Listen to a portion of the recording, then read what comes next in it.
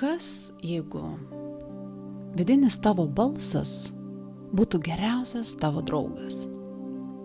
Ar tu kada nors įsiklausai savo vidinį dialogą, į tuos žodžius, į tas istorijas, kurias nuolat sukasi tavo galvoje?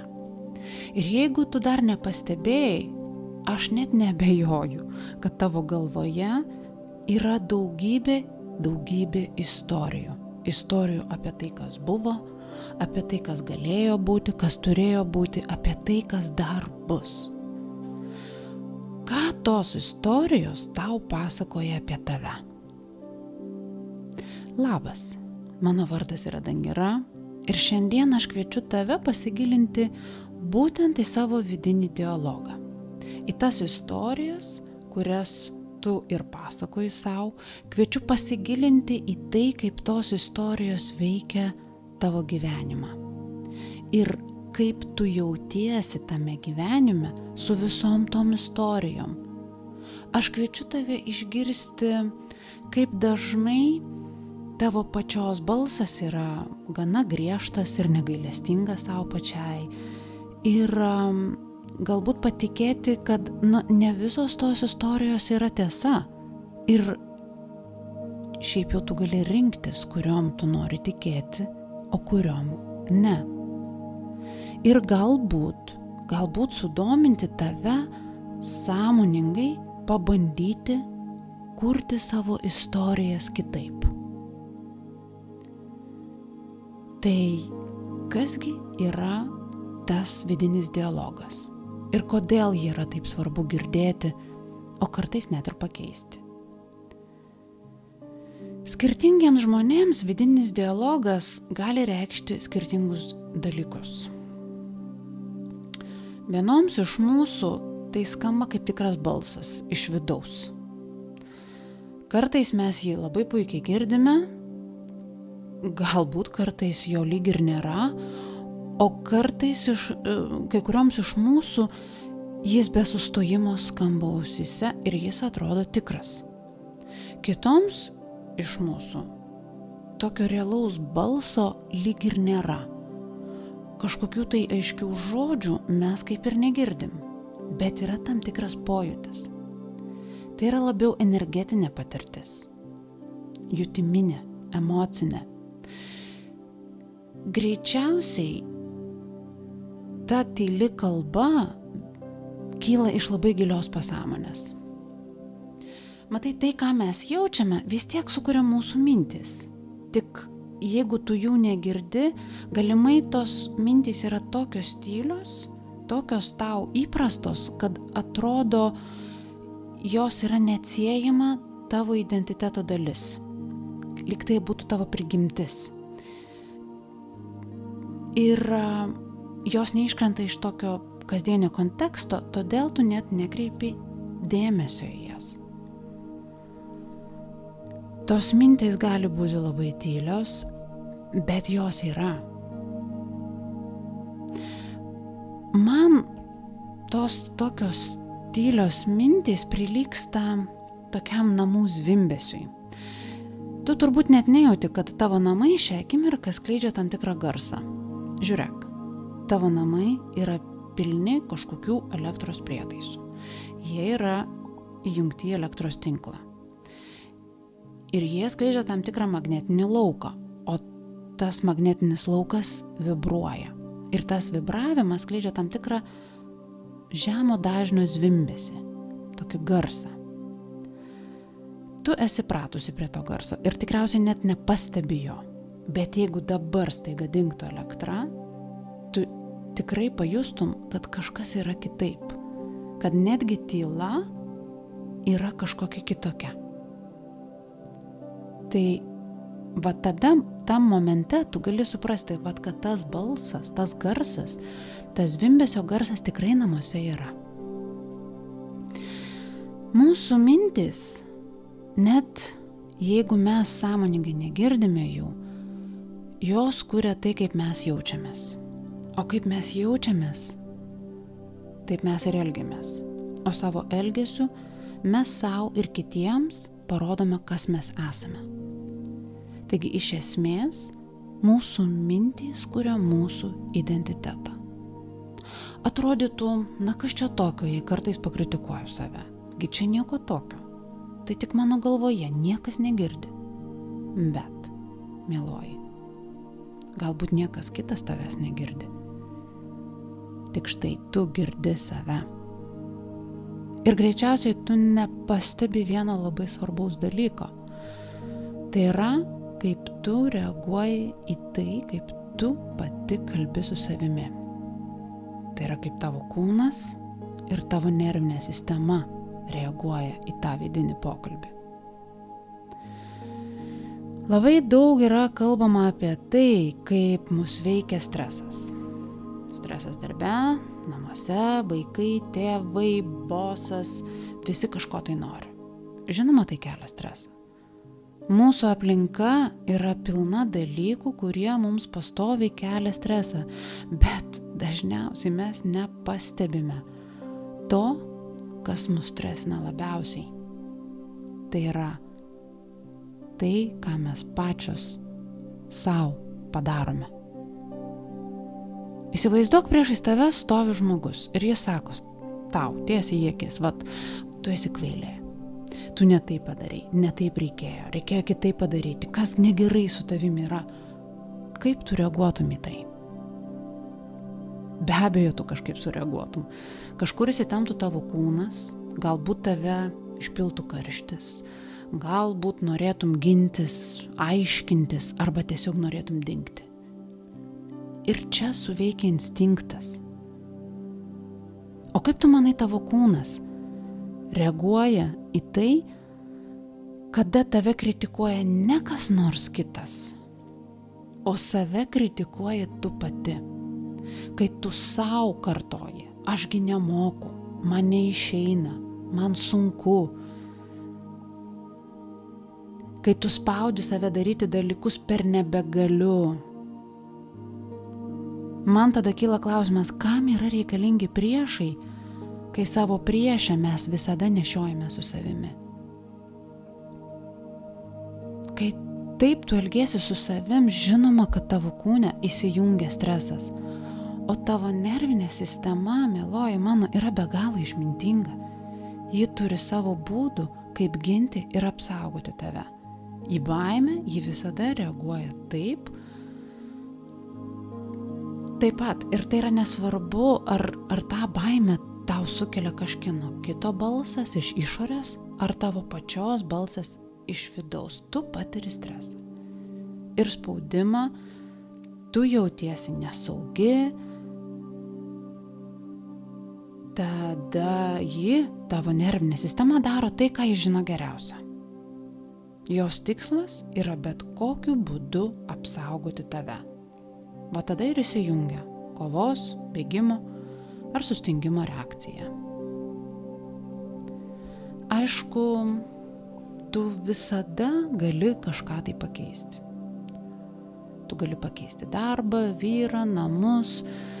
Tu gali niekada nebebendrauti su tave kritikuojančia mama. Tu gali užsidaryti viena pati kažkokiam kambarį ir su šiandienos technologijomis, žinoma, tu išgyvensi. Tik prašau, nepamiršk vieno. Nesvarbu, kur tu eisi, ten būsi ir tu. Ir bus jis, tavo vidinis balsas. Savoj patirtyje aš pastebėjau, kad aš į kritiką dažniausiai reaguoju noru slėptis. Aš negirdžiu savo minčių labai aiškiai. Aš tik jaučiu norą sustingti ir visų savo kūnu aš jaučiu kažkokią nepaaiškinamą gėdą ir liūdesį. O tai yra žemiausios vibracijos emocijos, kurios tik gali egzistuoti. O ką tai reiškia? Tai reiškia nuolatinį stresą. Tai yra nuolatinė chroniška streso būsena mano kūne. Įsivaizduoju, kiek energijos mano kūnas sunaudoja tokioje situacijoje. Įsivaizduoju, kiek energijos tavo kūnas sunaudoja tokioje situacijoje. Pajausk. Nes tokioje situacijoje tavo nervinė sistema turi sukurti saugumo iliuziją. Įsivaizduoji, kaip fiziškai tai vargina tave. Taigi natūralu, kad gyventi šitaip yra nelengva, verčiau netgi sunku. Yra sunku kažko tai siekti, kurti, sunku yra augti ir plėstis. Viskas, kas yra gero ir gražaus, tavo nerviniai sistemai atrodo nesaugu. Ir kažką tai keisti yra nesaugu. Nes tokiems pokyčiams yra reikalingas vidinis resursas, tam reikia energijos. O kai tavo kasdienis siekis yra tik išgyventi, žinoma, kad kažką tai pakeisti, tau nebelieka energijos. Pažvelk, prašau, į savo gyvenimą. Viskas, ką tu matai aplink save, tai kaip dabar atrodo tavo gyvenimas, kaip jis klostosi, yra tavo vidinio dialogo atspindys. Prašau, tik pamatyk, neteisk ir nevertink. Tai tikrai nėra leidimas kritikuoti save. Tik tais pastebėk, kas yra. Nes matai, ko tu nematai, to tu negali pakeisti. Taigi, pradėk matyti ir pradėk po truputį keisti tai, kas tau nepatinka. O visų pirmiausia, pradėk nuo savęs, nuo istorijų, nuo savo minčių, nuo savo dialogo tavo galvoje. Pokytis, žinoma, yra kelionė. Ir kiek laiko jį užtrunka? Na, visaip. Ir vienaip, ir kitaip, ir kiekvienai tikrai skirtingai. Ir visokia ta kelionė būna. Būna ir dvejonių, ir noro visko mesti, bet ji yra tokia verta viso to vargo. Ji tikrai yra verta. Man ta kelionė užtrunko ir iš tikrųjų galbūt netgi negalui, tikrai tebetrunka toliau. Bet kai aš žvelgiu į savo gyvenimą 10-15 metų atgal, jame buvo labai daug neapykantos savo. Na, aš tikrai nežinojau, kaip rūpinti savim. Ir todėl aš bėgau pati nuo savęs. Taigi aš visai nesistebiu, kad man teko pasibučiuoti su depresija. Bet aš norėjau, kad būtų kitaip. Aš tikrai labai norėjau, kad būtų kitaip. Ir todėl aš pradėjau studijuoti save. Aš pradėjau mokytis būti kitaip. Ir po truputį mano neapykanta atslūgo, ji peraugo į atjautą, liūdesys peraugo į dėkingumą ir šiandien daugiausia laiko aš praleidžiu tokioje natūralioje meilės energijoje. Ir tai jaučiasi taip gerai. Žinoma, ne visada taip yra, bet dažniausiai taip yra. Ir tai nėra, kad tai tiesiog nutinka šiaip savo, be pastangų, bam ir nukrenta tai man ant dangaus. Ne. Meilė savo nebūtinai yra natūralus dalykas. Aš kiekvieną dieną sąmoningai renkuosi būti toje energijoje. Tai yra nuolatinis pažadas savo, nuolatinis įsipareigojimas savo, tesėti savo pačios savo duotus pažadus. Ir žinoma, kad kartais tai nėra taip lengva, bet kad ir kaip bebūtų taip, šiandien aš tikrai žinau, kad stengtis yra verta. Galima sakyti, kad, žinai, tos pastangos yra tas pats, kaip lipti į kalną. Ir jeigu tu kada nors lipai į kalną, tokį tikrą gražų kalną, tu tikrai žinai tą jausmą, kad tai yra sunku, tau skauda. Tu 100 kartų nori viską mesti ir eiti vėl žemyn į pakalnę, nes tai būtų lengviau. Bet kai tu nepasiduodi, kai tu užlipi ten į viršų ir tu pamatai tą vaizdą Ir kai jis tau atima žadą, va tada tu tai džiaugiesi. Ir tu tada tikrai žinai, kad tas vargas tikrai buvo vertas. Taip yra ir su pokyčių mieloji.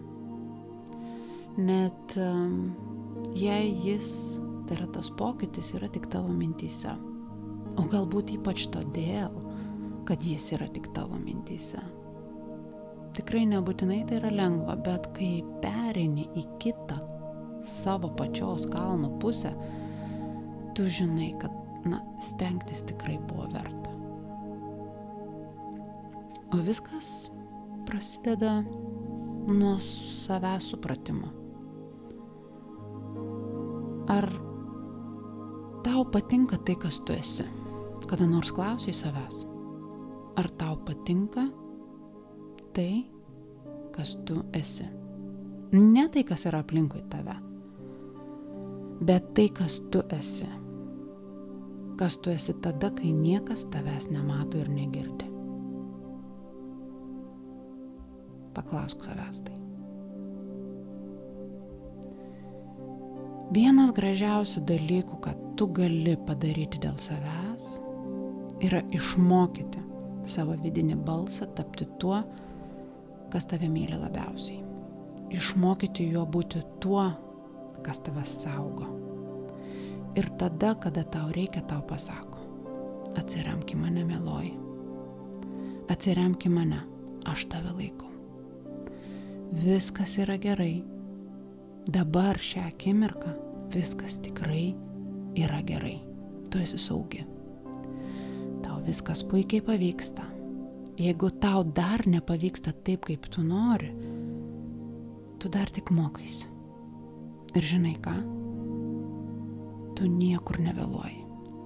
Tu viskam dar turi laiko. Tavo mintys, mano mieloji, yra tik žodžiai. Tai nėra, kas tu esi. Tu visada gali pasirinkti, kaip tu nori kalbėti su savimi. Aš nuoširdžiai tikiu, kad tu niekada neišdrįstum su kitu žmogum kalbėti taip, kaip tu dažniausiai kalbi su savimi. Bet su savimi tu taip kalbi. Ir tik todėl, nes taip esi įpratusi. Taip, tavo mintys, tavo vidinis pokalbis ir visos tavo istorijos yra tavo įprotis. Kažkada tu taip išmokai ir tu vis kartojai ir vis kartojai ir kartojai, kol tai tapo tau normalu, savaime suprantama. Bet geriausia yra tai, kad nesvarbu, ką tu dabar esi išmokusi, tu gali vėl išmokti tik jau dabar kitaip. Vos gimus mes kaip žmonės puikiai žinome, kad su mumis yra viskas gerai, absoliučiai viskas gerai. Tai yra natūrali mūsų sielos būsena, o tada atsitinka gyvenimas. Kažkas ateina ir tą būseną iškreipia. Saviplaka ir visos negatyvios mintys, kurios tau ateina į galvą, yra tik įprotis. Lygiai taip pat, kaip miegoti vienoje ar kitoje lovos pusėje arba valytis dantis su ta pačia ranka. Tai yra lygiai tas pats. Įprotis. Bet tu visada gali pasirinkti elgtis kitaip. Aišku, jeigu tu iš vis pastebi, kad tau yra verta rinktis kitaip. Būna, kada aš girdžiu moterį sakant: žinai, aš visai nekritikuoju savęs. Aš tikiu, kad aš puikiai moku save mylėti, aš iš vis nematau tame jokios problemos. Gali būti. Šaunu, kai tai tikrai yra tiesa. Tik dažnokai pažvelgu šiek tiek atidžiau galima pastebėti tokį subtilų dalyką. Jos gyvena iš tokios, kabutėse, aš turėčiau elgtis taip, o ne kitaip energijos. Jos gyvena tokiam kažkokiam tyliam spaudime iš vidaus nuveikti kuo daugiau. Dažnai tokios moterys yra labai aktyvios, jos kuria, jos turi nuostabių tikslų, jos tikrai labai labai daug nuveikia. Tik labai dažnai joms nepavyksta pasimėgauti savo darbų rezultatais. Labai dažnai joms yra sunku išbūti čia ir dabar. Didžiausią vertę jos mato tame tokiame darime ir bėgime. Na va, štai šitaip puikiai gali slėptis mūsų vidinis kritikas. Jis gali būti nuostabiai tylus, jokio balso. Atrodo, kad jo net nėra. Ir nėra, atrodo, ir jeigu jo nėra, atrodo, nėra ir jokios problemos, bet yra kažkoks lūkestis, kažkoks vidinis spaudimas vis daryti daugiau. Nežinau, bet galbūt tai yra kažkoks noras netgi užbėgti už akių tam va tokiam kritiškam vidiniui balsui, kad tik tais neišgirsti to šnabždysio, ką jis bando tau pasakyti, kad nu va tu esi kažkuo tai dar nepakankama. Aš tikiu, kad čia tavo nervinė sistema bando lygiai taip pat apsaugoti tave, tik ji šiuo atveju veikia šiek tiek kitaip. Jis saugo tave nuo tavęs pačios. Man šitas jausmas yra labai pažįstamas. Tik labai giliai įsiklausiusi į savo pojūčius, netgi ne į savo žodžius, į savo pojūčius, aš išgirstu tokį tylų vidinį šnabždesį. Tu pasitrauk, tu neturėtum čia būti, tau nepavyks. Ir jeigu aš tik pasiduodu tam balsui, viskas, viso gero, jis sukausto mane. Tik dabar vis labiau ir labiau man pavyksta su tuo balsu pasikalbėti. Ir aš tada paklausiu to balso savyje, ar tikrai tai, ką tu sakai, yra tiesa. Ir ar tai, ką aš girdžiu, ateina iš meilės ar iš baimės. Ir dažniausiai atsakymas yra tikrai tai nėra tiesa. Ir tikrai tai neateina iš baimės. Bent jau šitie žodžiai, pasitrauk, tu neturėtum čia būti, tie žodžiai tikrai neateina iš meilės. Taip kalba mano baimės. Ir tai yra momentas, kada aš mokausi būti kitaip. Tame momente aš apkabinu tą savo baimę ir pasikalbu su ja. Žinau, kad tu bijai. Aš žinau, kad tau sunku. Ir žinai, aš taip pat žinau, kad tu gali daryti sunkius dalykus. Aš jau ne kartą tai mačiau, kad netgi bijodama, tu gali daryti sunkius dalykus. Ir va taip, po vieną mintį, po vieną žingsnį aš susitinku su savim ir aš mokausi būti kitaip. Tai yra tikrasis gijimas realiu laiku. Po vieną mintį, vienu metu.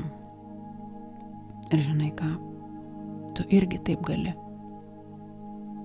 Net jeigu tau dar atrodo, kad ne, kad būtent tau tai nėra įmanoma, kad tai pavyksta tik kitiems, tik kitoms moterims, o tau ne,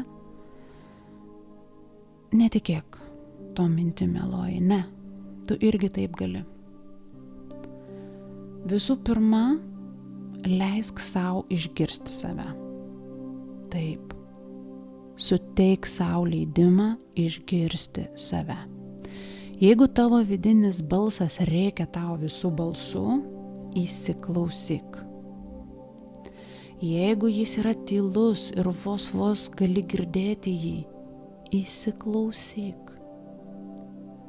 Jeigu jis kalba su tavim per tavo kūną, per pojūčius, per jausmą, ten irgi yra žinutė. Įsiklausyk. Būk smalsi, neteisk ir nevertink. Žinoma, ir nebūtinai tikėk tuo, ką girdi, tik būk smalsi. Pabandyk suprasti, iš kur tas balsas atsirado ir ko jam dabar labiausiai reikia. atjausk tą dalį savęs, kuri kalba su tavim. Tai yra baimės balsas. Netgi jeigu jisai skamba kaip pyktis, kritika ar liūdesys, tam balsui baimė yra tikra. Priimk jį. Nekovok su tuo balsu. Jis tikrai nenori tau pakenkti. Leisk tam balsui žinoti, kad tu jį girdi. Nebūtinai netgi tu turi į jį reaguoti. Nebūtinai tu turi iš karto jį keisti. Tik leisk jam žinoti, kad tu jį priimi ir jį girdi. Va, būtent taip. Po truputį tu kuri savo vidinį saugumą. Ir taip tu pradedi tikėti savimi. Ir pradedi tikėti, kad nesvarbu, kas nutiks, tu savęs neapleisi. Prie tokio pojūčio reikia priprasti. Ir toli gražu nereiškia, kad netgi pripratus tavo vidinis balsas visai nutyla. Ne. Jis yra dalis tavęs ir jis visada lieka su tavimi. Kai tu esi strese, tas balsas garsėja. Kai tau yra sunku, jis garsėja. Ir jis ypač garsėja, kai tu augi. Ir kai tu kažką tai savy keiti. Matai, kas nutinka, kai tu keitiesi. Kai tu keitiesi, keičiasi tavo energija, keičiasi tavo vibracija, taigi keičiasi tavo vidiniai kūno pojūčiai, keičiasi kaip tu pati jautiesi savo. Tada tavo kūnas sako, žinai ką, mes keičiamės, oi, čia, va taip jaučiasi gerai, o tavo protui tai yra visiškai neįprasta informacija ir jis išsigąsta. Bum, smogia ten, kur tau labiausiai skauda.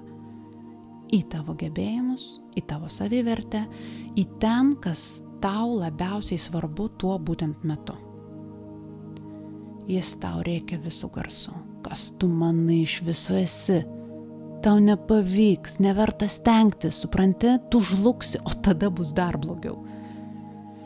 Natūralu, kad tada tu pradedi abejoti. Tu abejoji savo gebėjimais, savo svajonėmis ir tu abejoji pačia savimi. Ir pastebėk, kaip tose dvejonėse gyvena ta maža mergaitė, kurią tu kažkada buvai. Aš ją jau matau, tą savo mažą save tose abejonėse. Matau mažą išsigandusią mergaitę, kuri labai bijo likti viena. Ir viskas, ko jinai nori, yra žinoti, kad nesvarbu, kas nutiks, ji nebus išbarta ir palikta viena. Ir tose dvejonėse tada aš ją apkabinu ir aš ją nuraminu.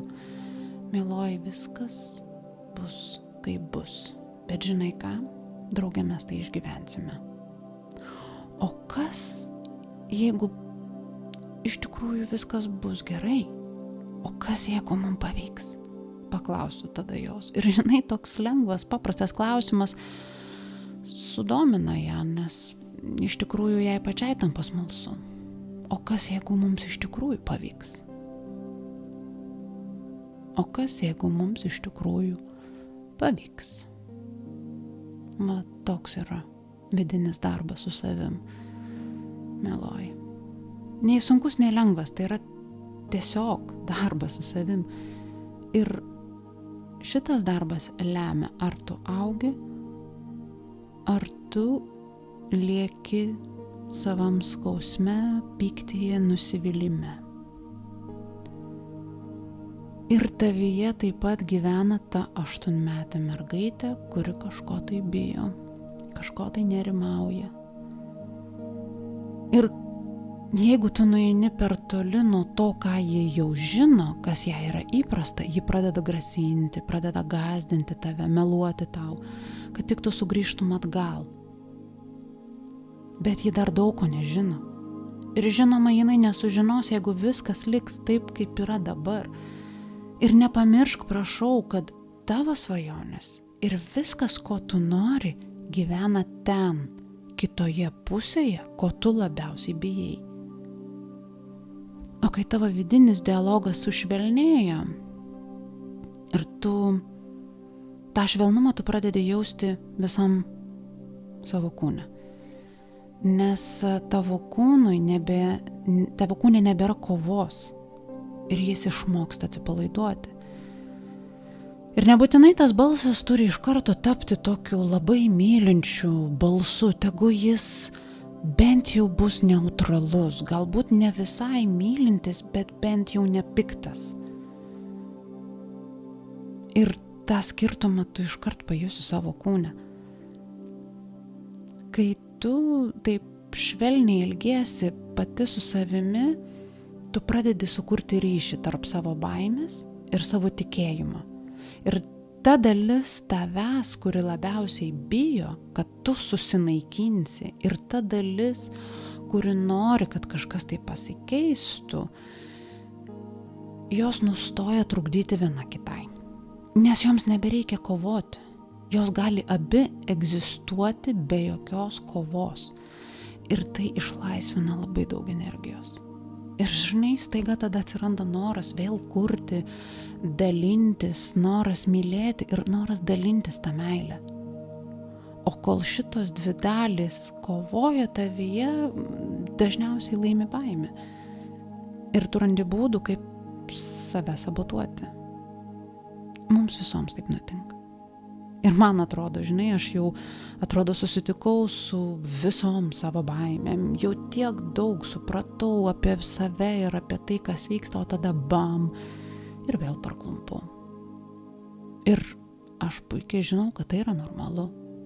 Nieko tokio. Nieko tokio.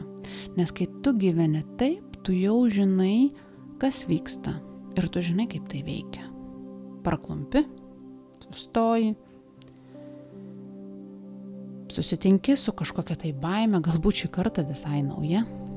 Tu pažvelgi ją į akis ir sakai, aš matau tave. Viskas yra gerai, aš matau tave. Tada tu su meile priimi tą baimę į savo širdį, o tada žengi dar vieną mažytį žingsnį į priekį. Visada į priekį, mieloji. Aš linkiu tau visada judėti į priekį. Tegu vidinis balsas bus geriausias tavo draugas, išgirsk jį, būk smalsi, atjausk ir priimk jį. Aš pati naudoju šį procesą ir aš nuoširdžiai juo tikiu. Aš tikiu ir tuo, kad kai kurioms iš jūsų toks švelnus pokalbis su savim yra natūralus ir savaime suprantamas dalykas. Aš labai džiaugiuosi už tave. Aš tikiu, kad tai yra dovana. Na, tik ne visoms taip yra. Aš esu viena iš tų, kurioms natūraliai tai nebuvo duota. Man teko išmokti tą dovaną, pasidovanoti savo. Ir nuostabu yra tai, kad aš nesu niekuo, visiškai niekuo unikali. Ir jeigu aš galiu, tai ir tu gali. Taigi, ką tu manai apie savo vidinį balsą? Prašau, pakomentuok, koks jis yra. Ar tu jį girdi, o gal, kaip ir aš, visų pirma, tu jį jauti, o galbūt nei girdi, nei jauti.